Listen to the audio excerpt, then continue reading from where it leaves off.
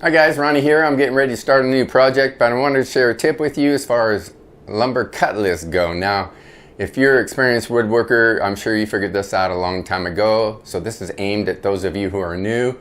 And if you plan on generating your cut lists from some software or whether it's a pad and pencil on your own, I wanted to share this tip with you. But first, let me share an analogy. I want to set it up with an analogy, so just bear with me a second. So I live in the Pacific Northwest, and I'm blessed to live fairly close to what, in my opinion, is the most scenic area in the country, and that is the Columbia River Gorge. Now, if you're from here, you know exactly what I mean, and if you're not, I highly recommend you put it on your bucket list to visit.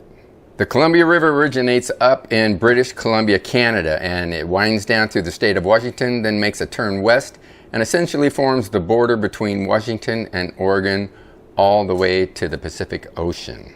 So I drive the stretch between Oregon and Washington about 4 or 5 times a year when I go to visit my granddaughter. It's about a 5.5 hour trip, and with our car we can make it, and I have made it on a single tank of gas. Barely, but a tank of gas will get us there.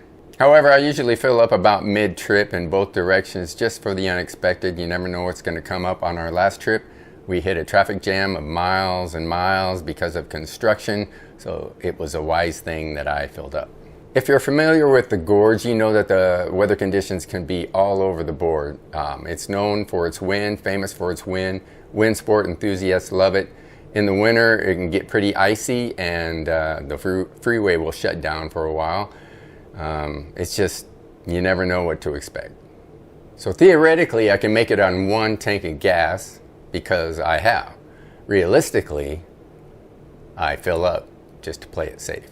Okay, I can hear some of you now saying, great story, Ronnie, but what the heck does that have to do with lumber cut lists? So a cut list is going to tell you the amount of plywood, boards, dimensional lumber, whatever you need for your project. It's also going to lay it out in the most efficient way to cut to get the most out of the product. So cut list softwares leave out an important point, and sometimes 2 of them. First one being, especially if you're going to use your own pad and paper, you got to take into account thickness of your blade and the kerf left behind.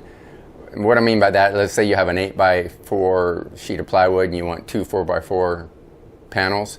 You'd think you can cut it down the middle and you'd be good to go, right? Well, if you have an 1/8 inch blade, you're going to be a 1/16 of an inch short on each panel. So you got to take into account that thickness when you make your calculations.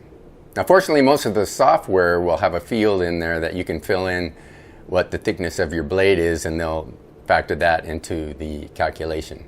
Now that's theoretically, so just like I can make the trip to my granddaughter's on 1 tank of gas, because I have, doesn't mean I always can. Now that brings me to the tip I have for you in this video. So those software programs, they're going to print out flawlessly looking perfect grain lumber and all the cut lines, right? Well, in reality, you go to measure for your first cut, and let's say you end up right in the middle of a knot, or the end of the board is split or cracked, so you have to shave a little bit off of that. A work around the knot issue, you might try turning the board around and measuring from the other side. That might have the knot wind up in the middle of your section, but more likely than not, no pun intended, you're going to wind up having a problem with one of those issues. So the solution, and one I always follow, is to actually just buy a couple more pieces of lumber than what the cut list says. That's going to give you more latitude, and any leftover pieces can always be used in future projects. That way you don't have to be running back to the store to get more pieces in the middle of your project like I have in the past. So cut lists are great and helpful, but don't rely completely on what they list. They deal in theory. Here's the takeaway.